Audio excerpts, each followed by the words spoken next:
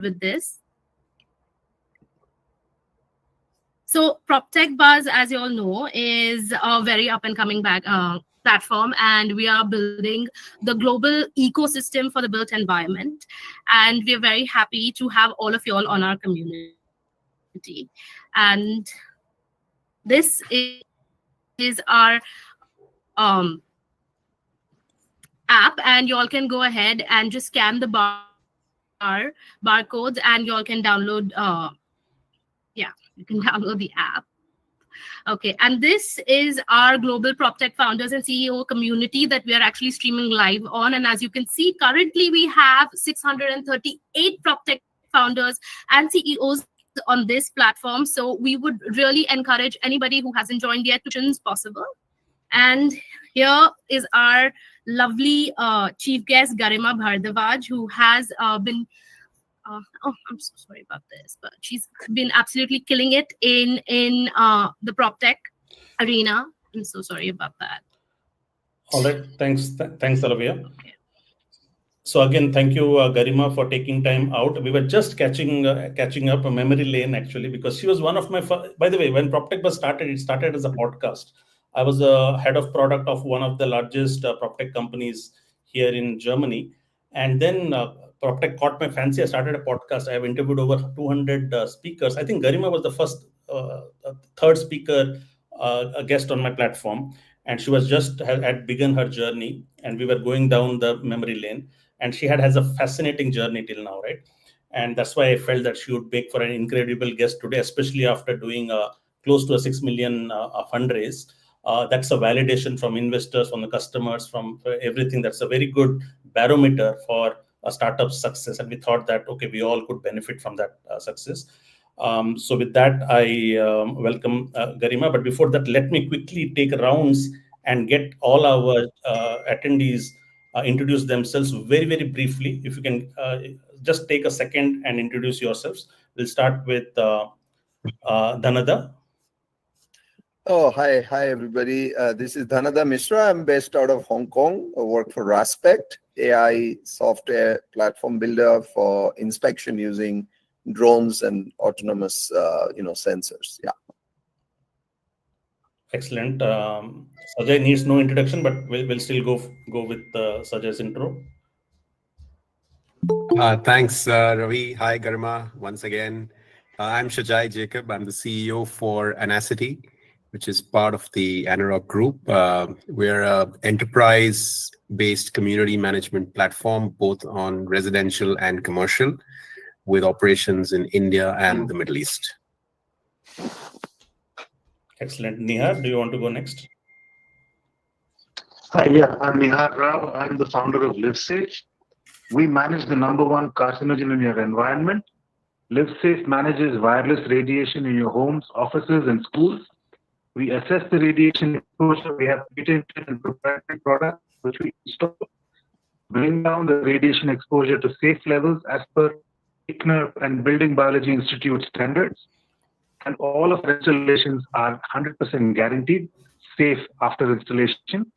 So we have clients like Bosch, Siemens, Airbus, Rakuten, etc. We're looking now at Indian and the Middle Eastern markets. Thank you so much, Nihar. Jitin, do you want to go next? Hi, good day, everyone. My name is Jitin. I'm the founder at Ambiator. We are building sustainable cooling technologies for human thermal comfort across applications. We are based out of Hyderabad. Thank you. Excellent. Agman? Yeah, hi. Sorry, actually, I'm on road. Am I audible though? Yes, you are audible, Agman. Yeah, so I'm the co-founder of Mr. PropTech, and we are the real ones who say book in 10 minutes. Anyone from any part of the world can buy property through us in 10 minutes.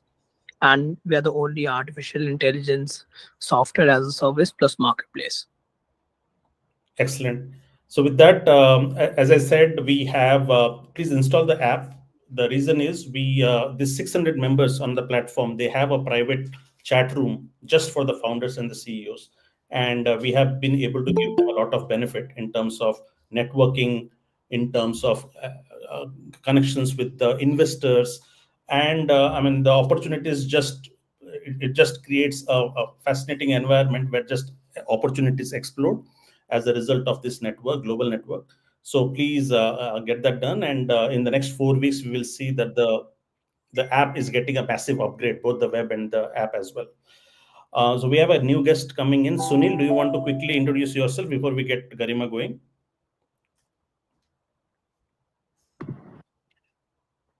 Hey, hi, Ravi. Thanks for this opportunity. I know for some reason my camera is not coming up. Apologies for that. Yeah, but again, I represent nextprop.ai. I'm a co-founder at nextprop.ai, and basically we are a company which develops PropTech solutions. I think Ravi, we have been attending your sessions regularly. Thank you. Yeah. Thank you so much. Yeah. As I said, meeting successful peers in your own industry in a private setting like this, it elevates everybody's game, right? When you interact with other successful founders, when you are yourself a founder, you ought to carve time out regularly, because it's very hard. Otherwise, we are so busy in our own businesses that if you do not carve time out regularly, you don't exchange these energies in the room of winners, right? And that's why we are working hard to give you that. So with that, I hand it over to Garima. Garima, I would like you to set the context here, to tell us a little bit about your background story. I know you came from OYO. Maybe you could start from that. Just give us your quick rundown of your journey, and then we will ask contextual questions based on your journey. Perfect. First of all, hello, everybody, and thanks a lot for making time. Whether it was worth your time or no, I do not know. We will know towards the end. And a little about my journey. So I started my career sometime back in late 2013, early 2014, is when there was a fledgling, it was not even a startup, but back then there was just an idea, a concept, which was called Uravel Travels. And I happened to meet the founder and 3 other people, and everybody decided, okay, we got to go do something in the bed and breakfast sort of segment. And literally that is how my journey with OYO started, with this conversation over a coffee one afternoon. And the next thing that I know is it has transitioned into OYO, and it was a time when people were probably not even so much aware of what startups were. And here we were trying to create a category. The questions which would be asked were, are you creating a hotel or are you creating a marketplace? Is it a Make My Trip? Is it an IBIS? And it was a mix of both at that point. It was just in a satellite model where we were trying to standardize operations and brand it under OYO. So I did pretty much everything there, from launching new markets to launching new categories. Also went a set heavy with OYO, and that was the time when I really understood the operational factors of managing and running a hotel, because we were launching our own brand at that point in time called OYO Townhouse. And I was with OYO for about a good 3-4 years. So when I joined, we were around 3-4 people. And when I left, we were about 10,000 people globally. And the next company that I joined, again, was a very, very fledgling startup, which, again, did not have a product. And it just had a name. There were 2 founders, and it was me. And this company was called the Moms Co. It was a D2C brand for pregnancy care and for baby care at that point. And what was I doing there? I was, apart from making the product, from sales and distribution, setting up operations, business development and everything, did pretty much everything. Again, had a good exit there, because we were able to sell Momsco for about 500 CR. At that point, one of the largest exit globally in the D2C space. And then, of course, because I'd worked very closely with 2 founders in a 0 to 1 and a 1 to 10 sort of a stage, I really wanted to create I would not say a product. At that point, the idea was just a company. And then the thought started, okay, what should that be? Because when you start a company, it's not an easy decision. You would be letting go of a lot of other places you could be at that point. So it was a simple thought. I had seen a lot of challenges with OYO, which came with the management of the hotels, the smaller and the larger ones. How much of energy or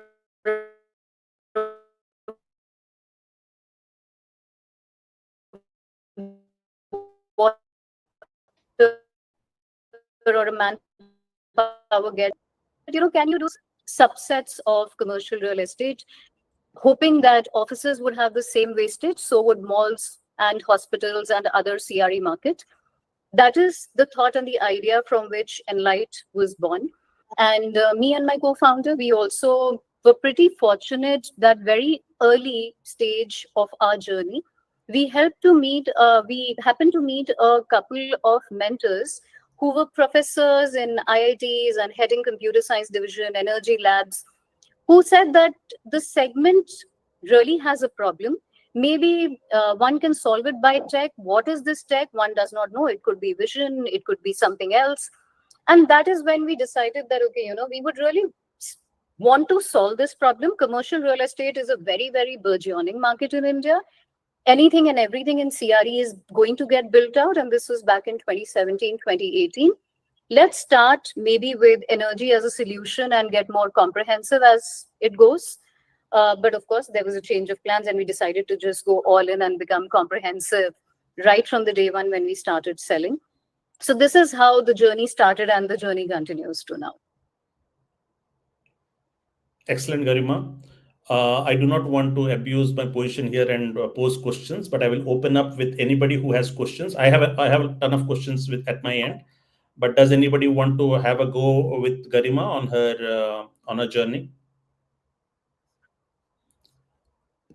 All right, people are just reading themselves. So Garima, you have not answered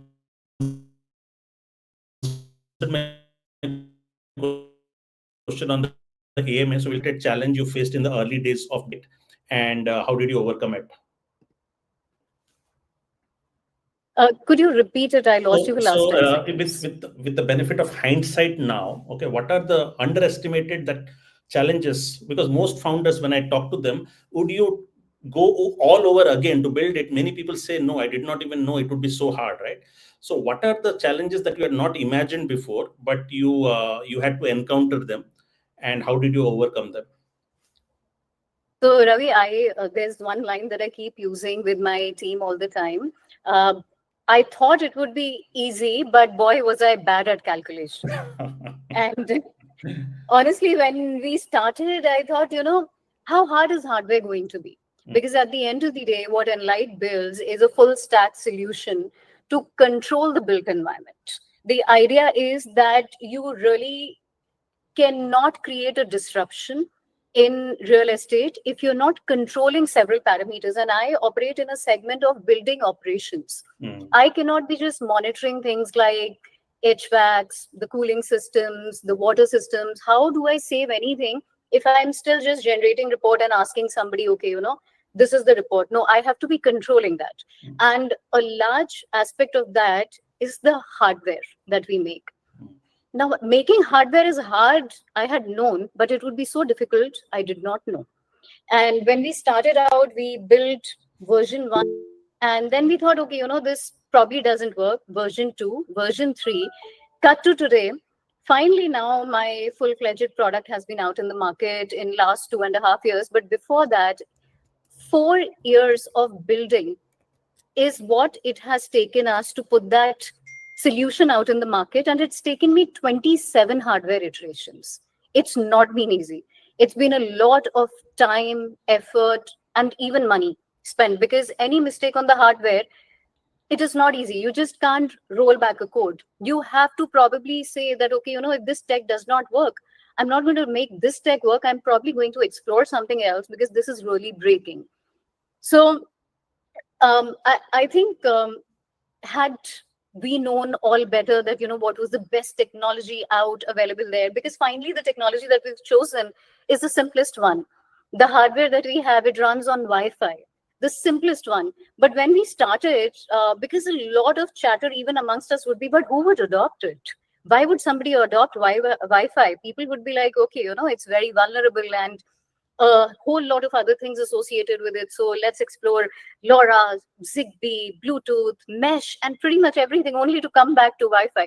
Had I known it better, probably we would have been able to shunt the timelines from 4 years of hardware building to maybe 1.5, 2 years. And when we started again, we were very audacious in our thought, thinking we will really change this entire built environment in how it is controlled. Nobody has done it. We will go ahead and create world's first cloud native building management system. The entire building management stack had never ever seen the light of the day outside the building. It's a desktop application. And it's been that since last 40 years, and it continues to be. And we were like, no, we will take it to the cloud, because then the hardware would be in a better position to make those decisions, since we will have the platform which can host thousands and thousands of algorithms to run the end equipment as it should. It should be able to bifurcate between the kind of cooling system from their brands, makes, model, outside ambience, indoor load balancing, and all of that. And then you go to the market, and the market asks you, but why did you do that? Why did you go on cloud to begin with? So then you realize, okay, I didn't think that I would need to educate the market as well. So I think there are a bunch of things that we also learned on the go. It was not very easy how we thought that, if you just make something, you take some time and you push it out, and the people would be like, oh, wow, disruption. No, they're like, why? Why would you do that? All right. I have a follow-up question, but I'll let Nihar, who's raising his hand. Yeah, Nihar, please switch on the camera when you're asking the question. Okay, at least then. My signal is a little patchy, so I would prefer, because it might start. No problem. Not being very clear. Sure. Okay, and plus I also don't want to scare Garima by showing her my face. No, it's okay. So two things. Always pleasure to see more faces. Okay, so Garima, really interested in what you're doing, and brilliant concept. So I just had a couple of questions, because I'm in a similar space like you are, and our solution actually dovetails into what you're doing. So I'll just give you a brief background. We were looking at the Prestige new building, which was coming up about a year and a half, 2 years back through JLL at Mahalakshmi. That is, they have 2 towers in Bombay. One is 100 floors, the other one is 80 floors. All right. We look at communication as a service, communication management as a service. Which includes radiation management in terms of what the signal strength is, what your exposure is, etc. Okay, and one of the things we looked at was that with 5G coming in, everything has to be localized and internalized. All right. Are you actually, first question is, what are the kind of clients you're looking at, number one? Number two, are you getting requests from clients for the communication within spaces? Because that is one of the things which, we are really interested in. Okay. So Nihar, where we operate, for example, Prestige is our customer as well, but clearly not on the residential side, on the commercial side. So they are coming up with a couple of buildings, which we are also right now in the midst of actually deploying our solutions there. Where we come into picture is any commercial building, because it is hard to operate it, unlike individual unit in which you have your own indoor units, which you operate at your preferences. Commercial does not work like that. It has large, complicated machinery that one needs to control. We're a B2B company as well. Okay. Okay, so we've done Bosch. So almost 7 lakh square feet of Bosch in Bangalore. Okay. Right next to Forum Mall, if you're familiar with Bangalore. Okay. We've done Airbus, and I think close to 14 lakh square with Airbus. We've done a couple of centers through Brig. We're a funded company as well. Okay, so we've been looking at commercial real estate.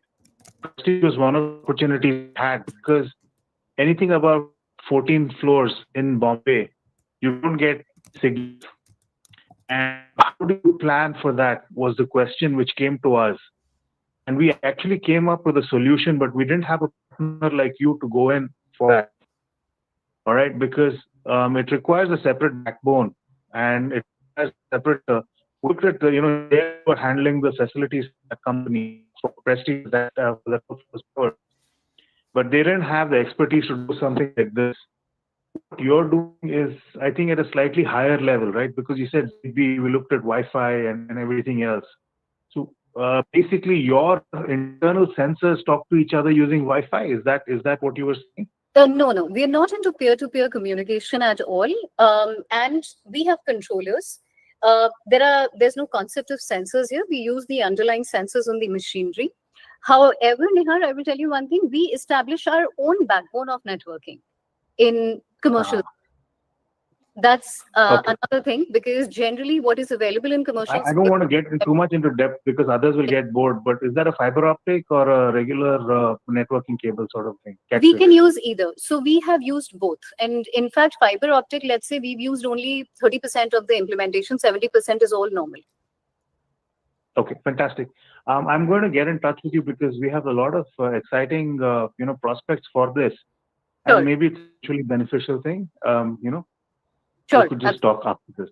Thank you. Absolutely. I'm not going to take up too much of your time now. Thank you. Thank you. Thanks, Nihar. Just quickly, we have two more guests joining. That is Alefgen and Lillian. Do you guys quickly want to introduce yourself? Which city are you from, and what do you do? Hi, this is Joshua from Alefgen Property Management. Hi. Hi. And Lillian? I heard. Yeah. Hi. Road. Hi. Lillian from Uganda, Kampala. I work with the PropTech. It's one of the first companies that is basically trying to solve the problem of data in East Africa, and also to have a real estate agents platform. So that's what we do in Uganda. It's nice to meet all of you. Thank you. Thanks, Lillian. Who has the next question?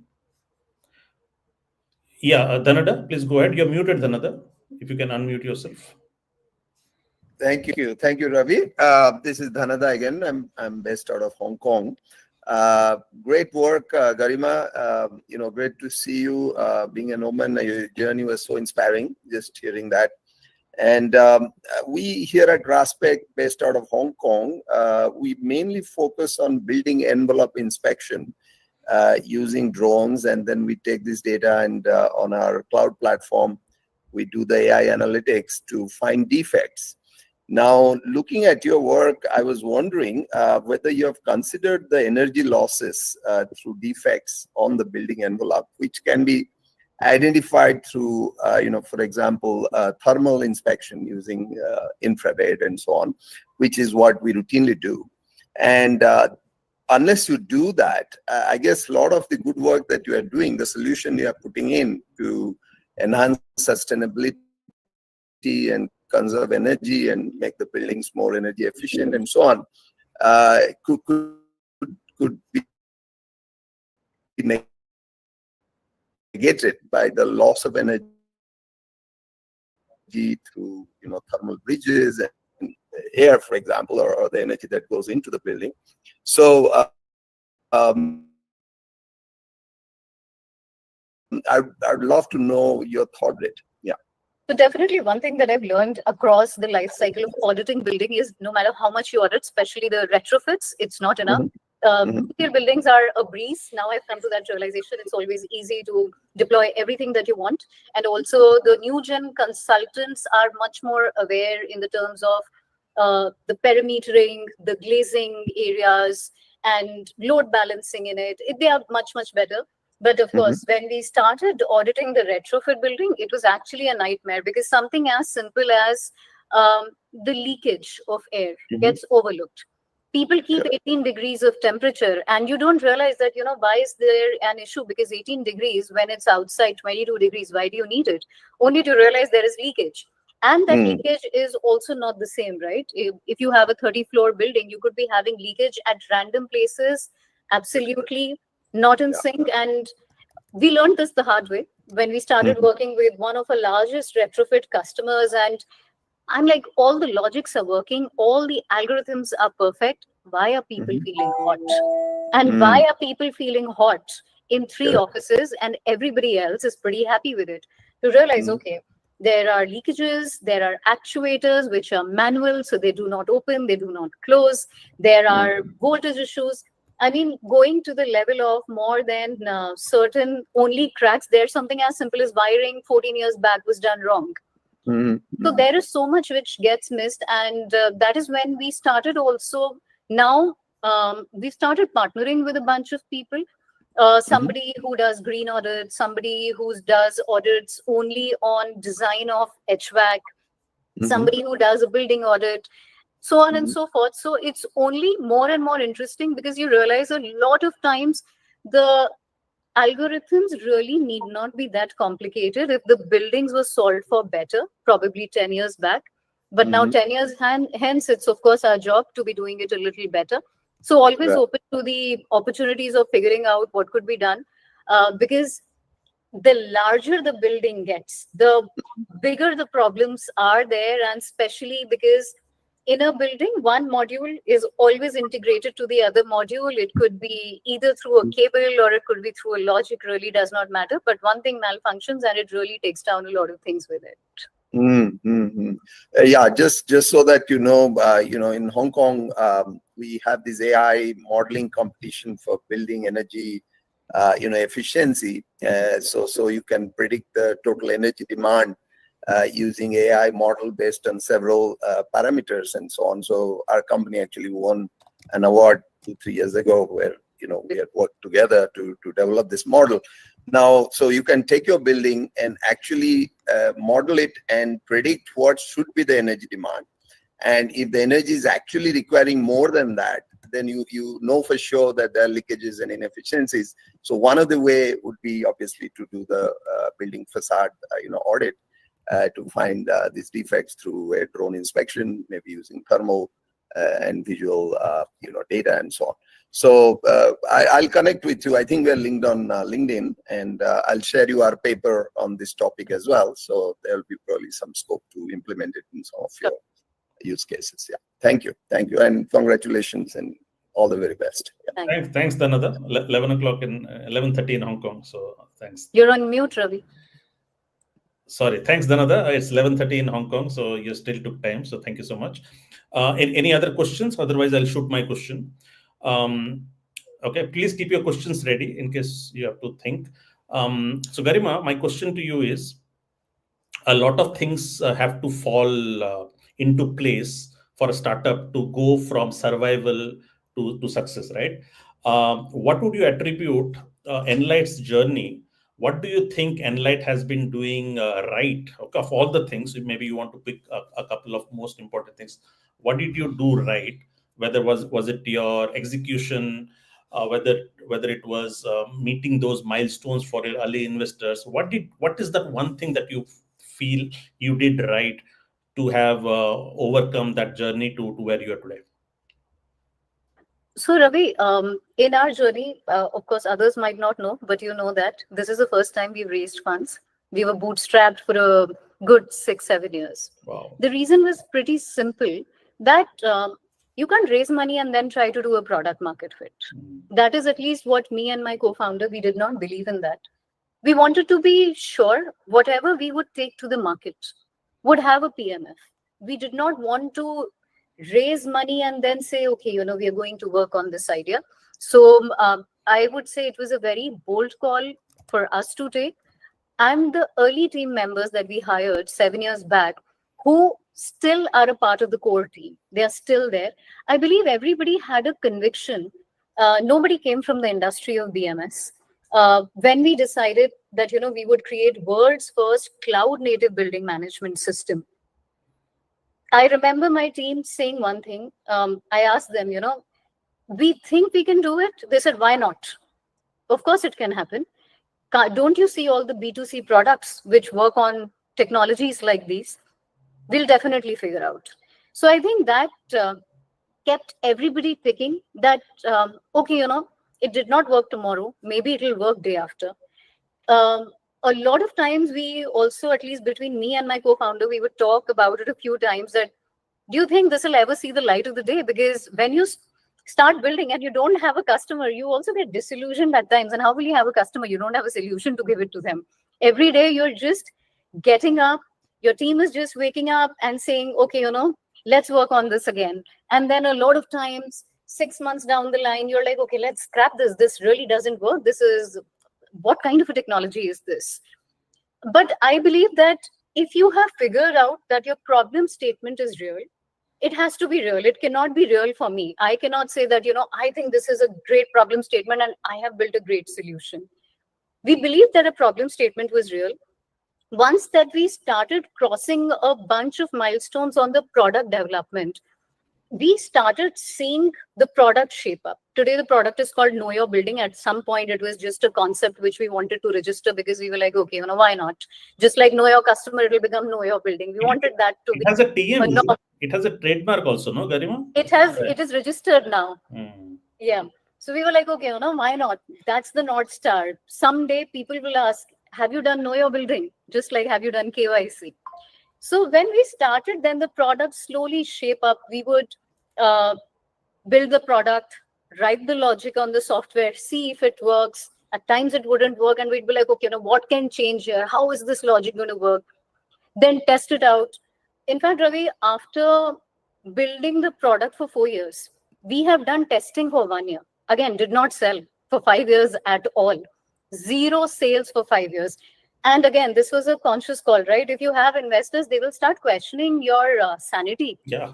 How can you not sell something for 5 years? Like, they would have probably been like, we are going to blacklist these people entirely. So we tested it out for 1 year because we knew one thing, that when we go out to the market, I don't want to be one of the startups who says, I am going to solve a problem for you in your building operations. I am going to better your cooling. I'm going to better your heating. I'm going to control your water. No. When I would go out in the market, I would say, hey, there have been 4 companies in the last 4 decades that the world has seen in building management system. No 5th company has existed per se. I am that 5th alternate. So it was one thing that kept us going, that, when you go to the market, compete with those 4. And people would also ask, who are your competitors? And I would say these 4 companies are our competitors. And they'd be like, okay, you're just being too audacious. But I think that helped us, because in the last 2 years, the kind of work that we've done, so today we cover about 25 million square feet of a space in India. We have customers like Fairmont, who's a repeat customer. Every Fairmont property in India has our BMS. We have customers like Qualcomm, Sanofi, who have again done repeat orders with us. We work with builders like Prestige, we work with Blackstone, we work with Embassy, and everybody who is a large development works with us. We don't say, hey, okay, we'll come do a POC, try it out, test it out. So we wanted to be very sure about that North Star that we were building. And that is what we wanted to deliver to the market. So a lot of disillusionment also on the way. It's not like every day was like, oh, we're killing it. A lot of months where we'd be like, during COVID, we had no idea when would the product see the light of the day, let alone the business. But I think everything is a journey. So what made you go through those disillusionment? Because 5-6 years without fundraising, how do you retain the team and stuff like that? So did you have some validation saying that, like for us on my platform, at least it is growing every day, people are coming in. So we know we are growing, we're heading, there is value, there are people coming in, engaging, people are publishing products. So I can tell my team, hey, we are growing. It's next 1 year we'll have 250,000 people on our platform. What was going right for you to keep the team holding together? I think the only thing that was working for us, of course, I'm very fortunate to find out great people who are still there. So I'm very happy about my 100% retention of those folks. But yeah, we could take a call on simple things like, which sounds simple today, back then were not. Okay, what do we need to try? What technology? This hardware, we'll build it out. We were able to build hardware sitting in India. We did not source anything from China. We did not procure anything from Taiwan. Sitting in India, we were able to create hardware, and a bunch of technology doesn't work out. But what you realize is, oh, we could do this. Maybe it does not work for this use case, but we could make this work, maybe for a small use case. And the team would also look back and they'd be like, how did we make this? We made so many products. And I have actually created a showcase in my office now where all of those products are kept, because I just keep looking at them. I'm like, who was that foolish? I was that foolish. But they could see that they could do it at some point in time. maybe one method did not work. Either we'll change the method, we'll change the technology. Also, during that course of time, we were very fortunate to find a couple of good mentors. One of them was Qualcomm as a company. They started one incubation program, which was, I think, Qualcomm Design in India Challenge. And we applied through the PCB that we designed at that point. And the moment they said we're selected, so my team was like, oh, we got selected in Qualcomm, means we created something right. So, at times that is a good morale booster itself. And we started working with their teams very, very closely. And when they asked me that, how did your team design it right from ground up? I was like, okay, we're onto something. Similarly, we got into another program of Google. We got a validation on the platform itself. Because when we were getting our architecture validated, they were like, but we don't have feedbacks. It works. And we were like, okay, we were able to create something like this because there our North Star was we'll create a platform like Netflix, millions of people joining in at the same time, but seeing their different algorithms, different buildings operating differently. So thankfully, these couple of programs which happened during COVID also kept us sticking a little and also kept giving that little boosts of motivation to the team itself that whatever you're trying to design, somebody who is much bigger in this arena approves of what we're making, approves of the design, approves of the architecture. And when we did the testing for 1 year, in fact, Ravi, I call them very initial customers. So one of them is world's largest sensor and actuator maker. And I just reached out to them and I was like, you've built this new office. Would you let me put my BMS here? And the CEO was like, yeah, why not? If I don't give you a chance, who will? And that is how we tested it out. And nice. there, yeah. So and success stories are often the first backers, first investors, first customers and stuff like that, right? Who back you because of the promise that you hold, maybe the sincerity of what you are building and stuff like that. I also saw you won some awards in the journey, right? I would see that you win some awards. All that would be like validation of the journey absolutely. In fact, we have 3 patents now. Oh, lovely. So we applied for these patents a couple of years back. Again, we were thinking that, does this work? Does this not work? Let's apply. And then we were like, okay, nobody has done it like this before. It works. Excellent. Lillian has a question. Sure. Hi, just to good work that you're doing. Now, just to ask for advice or for just a food for thought when we are in, I would say when we compare, say, East Africa and Africa and India, of course, the levels of technology are way off. And then the uptake when it comes to East Africa is way different on how we look at things. We always have an excuse as to why we can't use a certain technology at a certain time.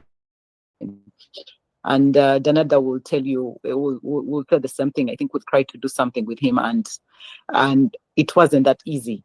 How would your market entry be to say like East Africa where uptake of technology is too low? Because even in your start, as I noted, there were comments of of course someone had to take a chance on you, then you had to open up and just say someone just have this, let's see how it will work if you put it here, and which is very good. But on our side, when it comes really to East Africa, very few investors or very few people are willing to input that money and actually give you the chance or try and say, you know what, let me see if this is going to work out.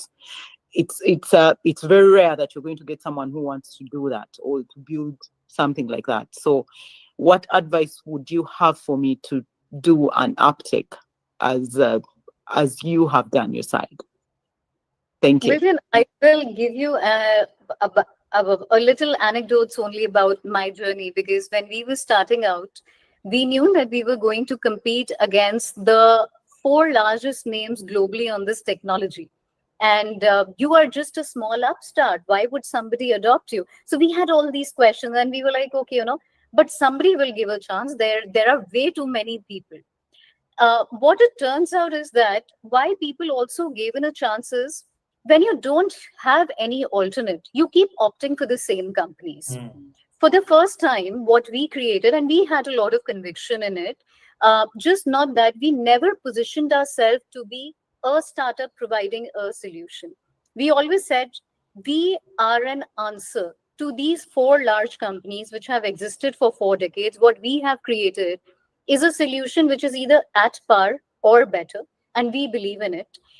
So even the first person who gave us the chance, I think it took us, the first chance we got easily, but the second one, I'll tell you about the second one. We really wanted to work with a large hotel chain, and the owner met us. And first of all, he was like, what are even your backgrounds? Who are you people? We've never seen you. We've never met you. It took 27 meetings with that person. And at the end of the 27th meeting, in so many meetings, at times he would ask us, try drawing this, explain to me technically, how does this work? And he's an owner. He might really not get the hang of technical at all, but he had too many questions. Then he would get technology people from his company, some consultant, somebody else. At the 27th meeting, he just said, I still probably do not entirely get what you're making, but I will give you this chance. Just do not let me down. But before that, he had done that tech due diligence of the product really through and through. Because in 27 meetings, everybody from his team, the external vendors, everybody came in. So while the owner might or might not have got the hang of the product, everybody else understood what we were doing. And we took them to the first site, the first testing site that we have, which is now our oldest site. It's 4.5 years old. And we showed it to them. It works because it was still working there. The CEO of that company said that, yeah, I decided to give these people a chance because at least somebody's trying to build it out. And what's the worst that could happen? And when this person gave it a chance, we got a lot of good references. But one thing that we were sure of, we will not go into the market with a half-baked product, because the last thing that one would want to do is when somebody asks you a question, if I'm doing building management system and somebody says, can you do lift integration? And I say, no, I can't say no. I need to have an entire solution.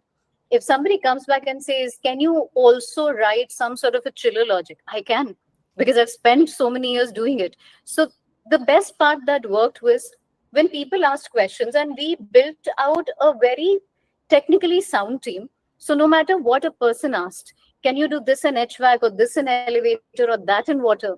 We exactly knew how it was done. More importantly, it was not about saying, yes, we could do it, but we actually had the tech answers to it, how it should be done. And today it does not happen like that. And turns out every technology which is old, which has not innovated, it has its own downsides a lot. In our case, it is a global number. Any building of grade A is only automated up to 40% despite of using a building management system. So the first thing that we would promise them is we will give you 100% automation.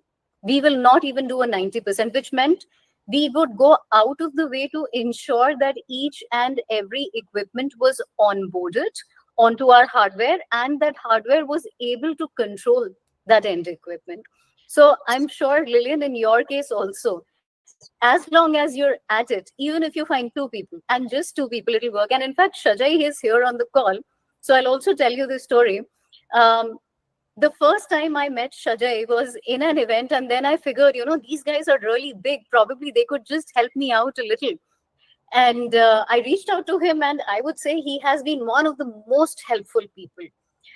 The reason why I have one of the most coveted name in my portfolio as my customer is Blackstone. And that has happened because of Shajai. So I just said that, could you connect us to them? And he and his team, I think he has been 5 minutes away, always on a text that, okay, we'll connect you.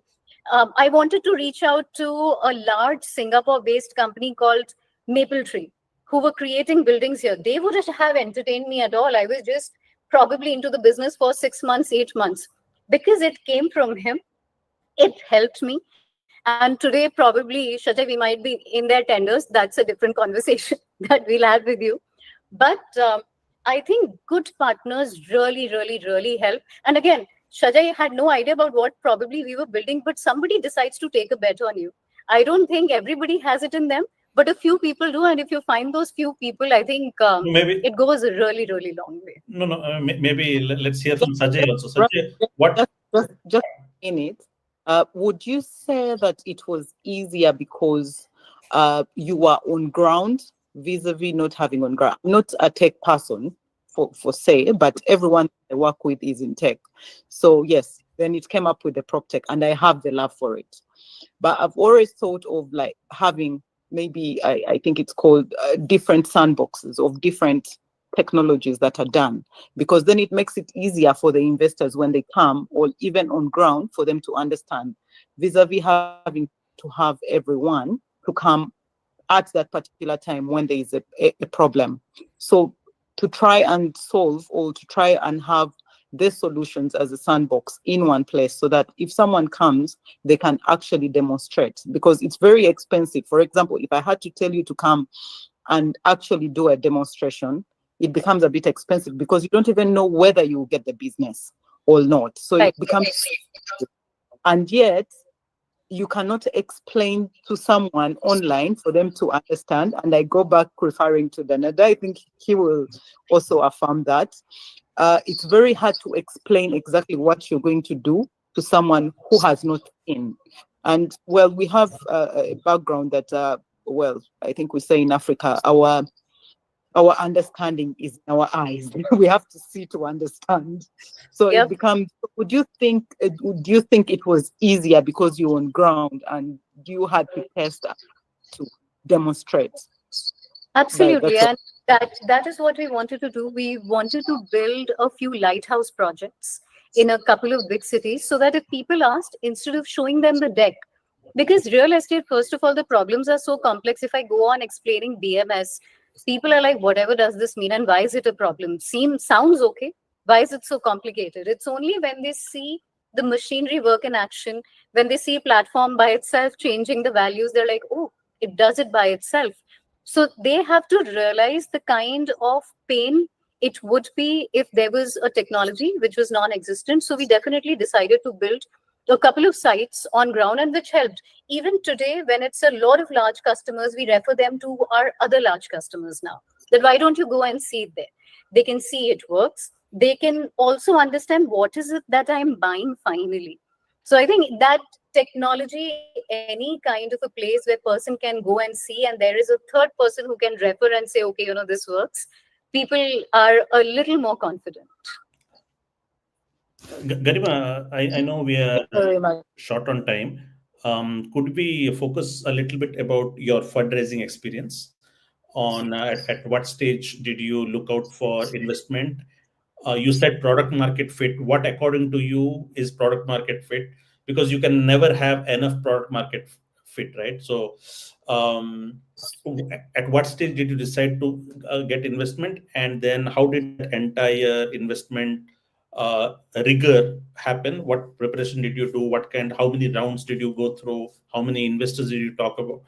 Just give us a sense of your investment journey. Right. So we realized that we had the PMF in about a year and a half, because we were already working with large customers. Now, which meant that the product was stable and the market was ready to adopt, which means scaling up. Now, scaling up doesn't come easy. You have to produce a lot more than what you were doing earlier. When you bootstrap, you can still produce, let's say, a 500,000 hardware in a year and be okay with it, and also have teams deliver that. And we had a large R&D team. For the longest time, we were just 30, 35 of us. Everybody was on the R&D side. And then we were like, okay, now so it was me and my co-founder, who was also doing the entire founder-led sales apart from a few partnerships. We wanted to build out the teams. When it came to the sales, business development, marketing, we absolutely had no team and no budgets either for that. So we were like, okay, now if we are to scale and we are to really, really compete, it would require some external backing.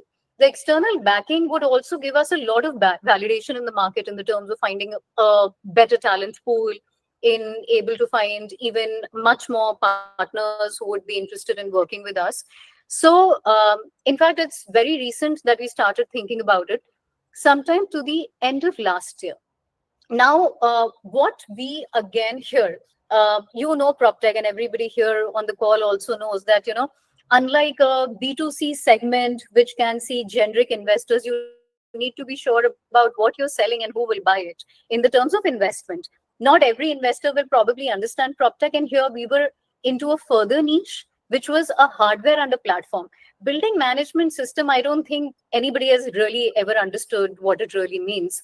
But when we started this journey, we thought that there are a couple of names which are very interesting. There is somebody on the sustainability side, which is probably India's largest sustainability fund. Why not talk to them? So we kept our list very limited. One thing that we did not do, we did not go the generic investor route, because what would happen is you speak to a lot of generic investors, people who put in money in the B2C or the D2C space, they will definitely say no, because you are a very niche. And then you will get disillusioned about the entire idea of fundraising, that, okay, what am I doing wrong?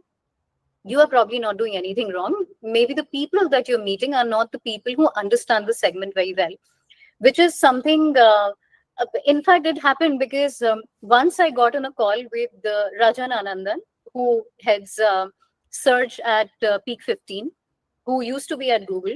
And he said that, I know that you make a good product. In my team, nobody understands the kind of product that you make. So never ever go out and talk to investors like us to begin with for validation, because the amount of time that they will spend in understanding the space will waste a lot of your time. So when we started out, in fact, interestingly for us, fundraise was not that difficult.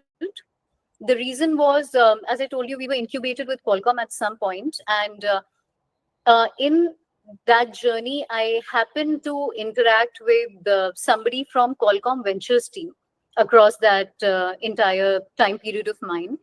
And this person happened to join the sustainability fund, which we were thinking of talking about. And when I just raised it to her that we're building this, you are into sustainability space now, you've already seen my tech, it's validated by your company, and also your company is a customer now.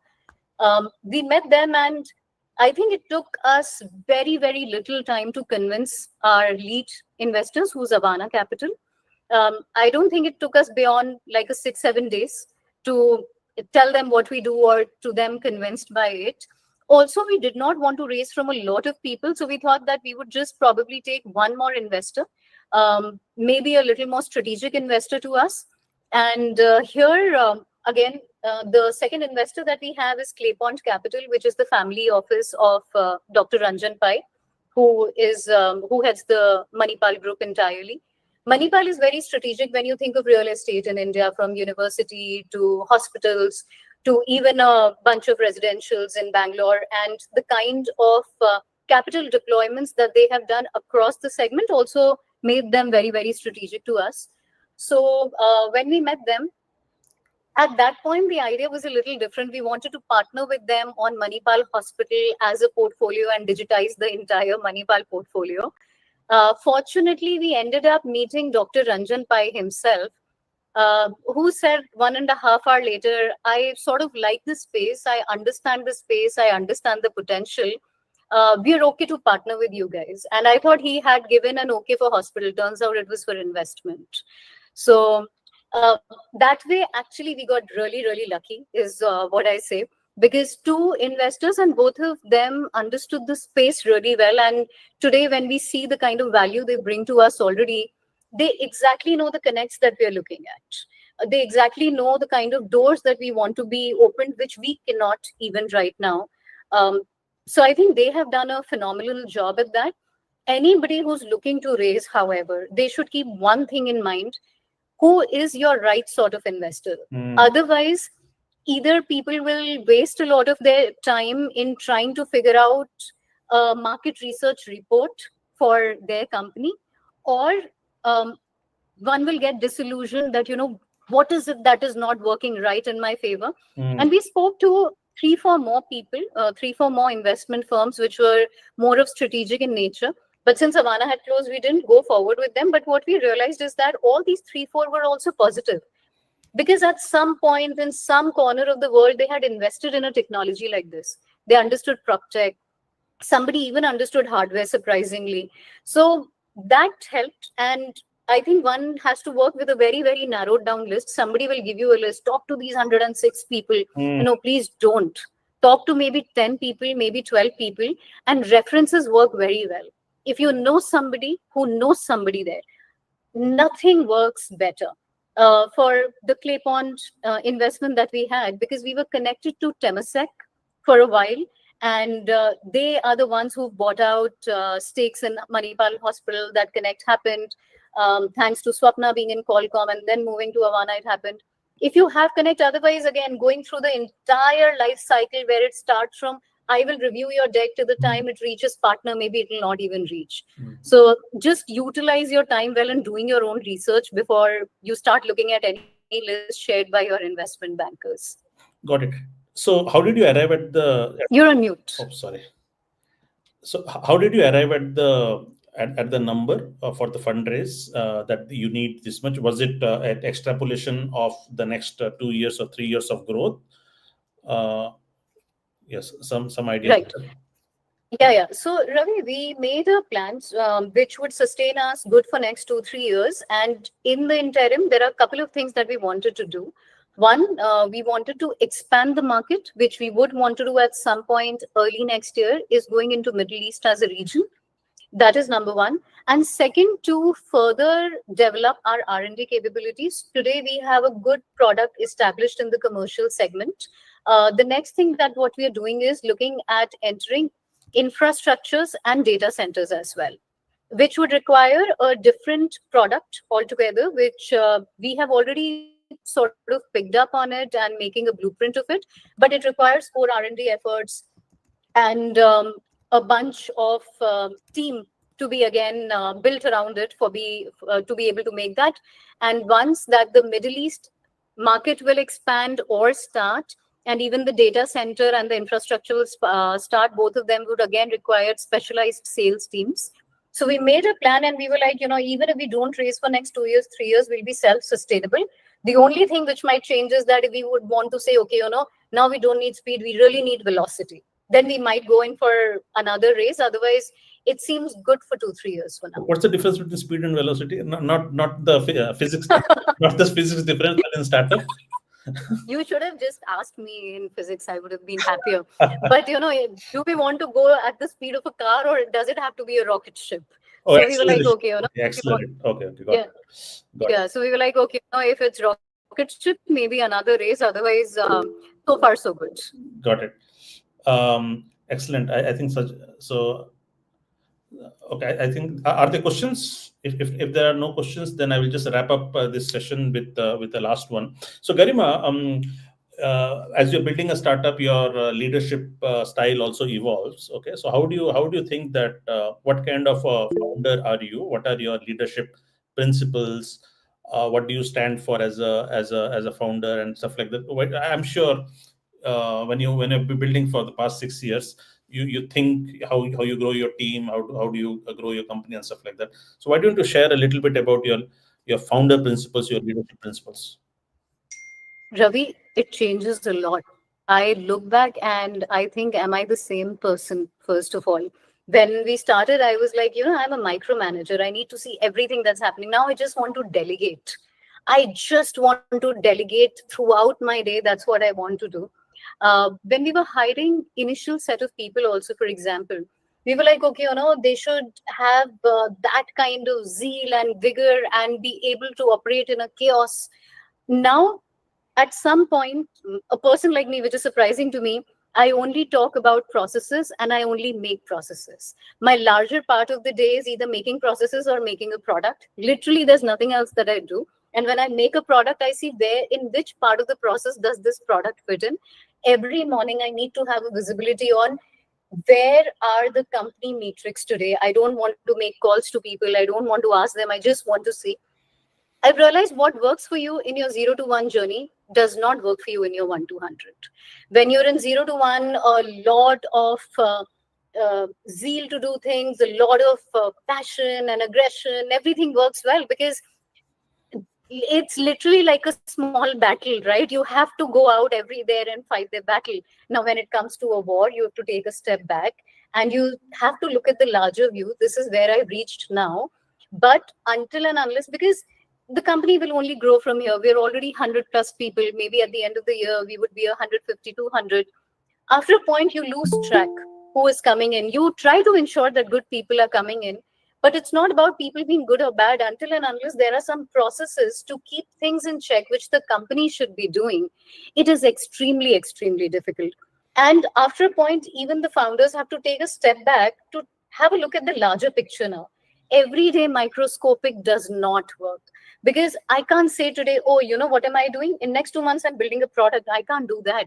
I have to think, what would I be doing 2 years from now? Then I have to recalculate, do I have the team for this? Do I have the right skill set in that team for this? Do I have the right amount of money in my bank to be doing that? And then do things accordingly. So I think I've changed a lot as a person. Fortunately or unfortunately, I've become a little wiser than what I was. I question everything a lot.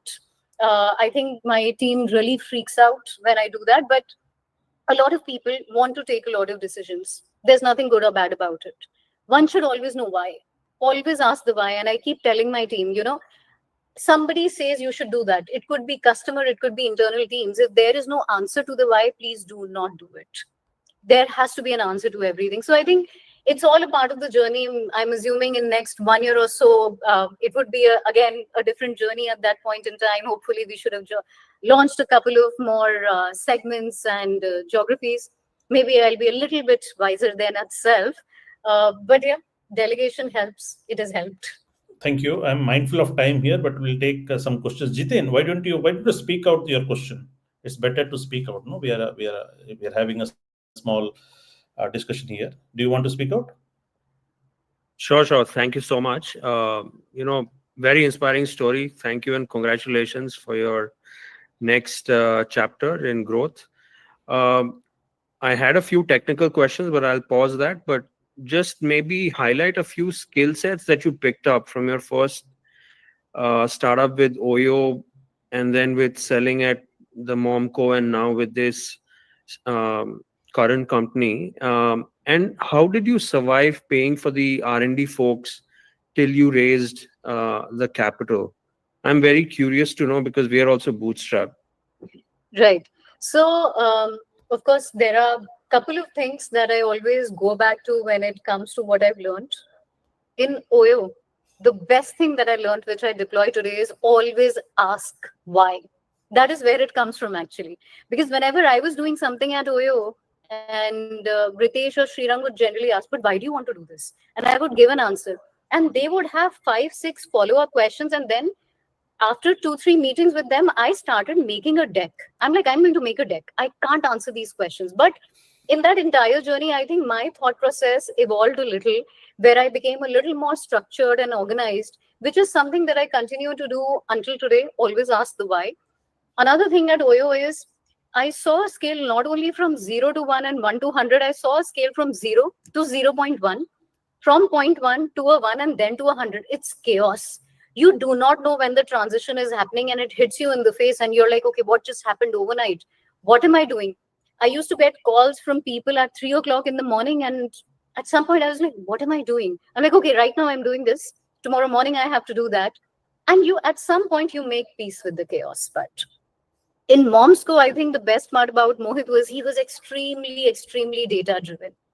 You cannot have a conversation with him and say, Mohit, this works, so this does not work. And he will ask you backing data. Why? You cannot speak from your gut, it works or it doesn't. Either there is data supporting it or there is not. So I think I became very data oriented in that approach.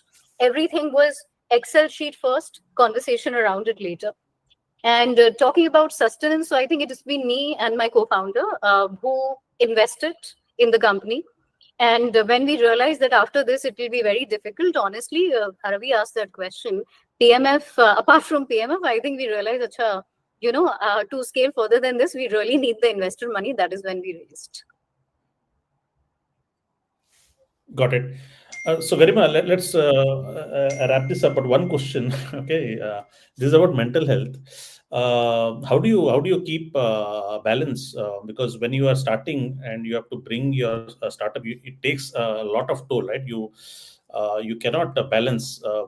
No founder can have a balanced life. He has to give all in to the company for the first few years at least. Was it easy going for you? It seems like you had good cash for a few years and stuff like that. Or give us a sense of your mental state. Did you have entrepreneurial journey is a lot of high highs and low lows, right? So did you have a lot of Yeah, of course. So everybody has that. See, at some point during COVID, me and my co-founder was thinking about how do we pay salaries this month? Because good cash means that you have money enough that you can pay for the R&D that you want. But for how long do you do that? So I think just like everything in life, everything has highs and lows. But fortunately for me, Ravi, I think I'm somebody who's a very neutral person. Nothing makes me very happy or very sad at the same time. So I'm largely somebody who's very, very neutral.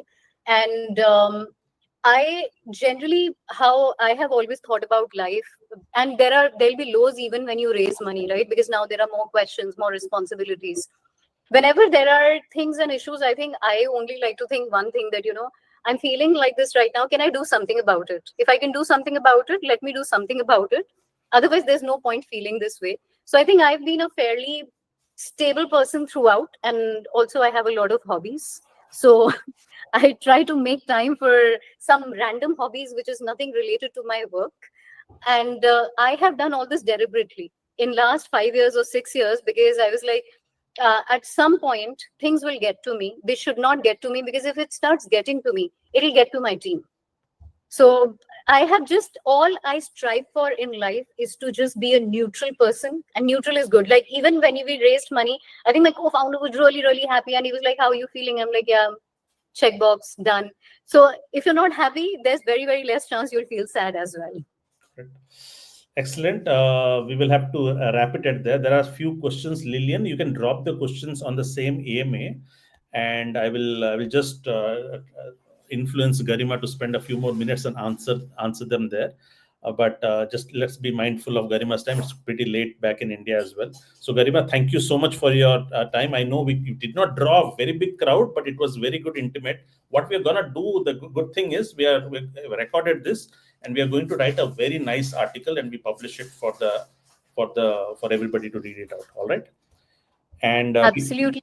Thank you so much for your time, and thank you so much everybody for attending it, and especially shout out to you, Shajay. Thanks a lot for a lot more things apart from attending it, for being a true partner.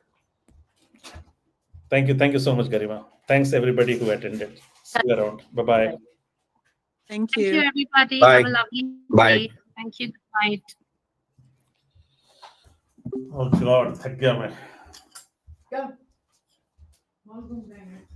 Oh, mall गए हैं. Oh, चलो चलते.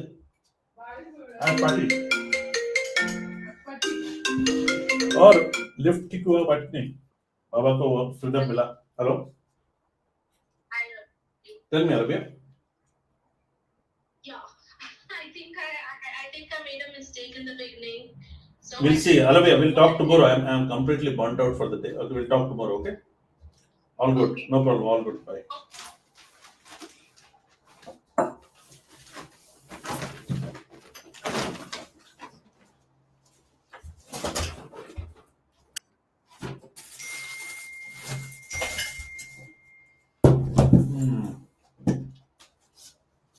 ये cake बहुत अच्छा है ना.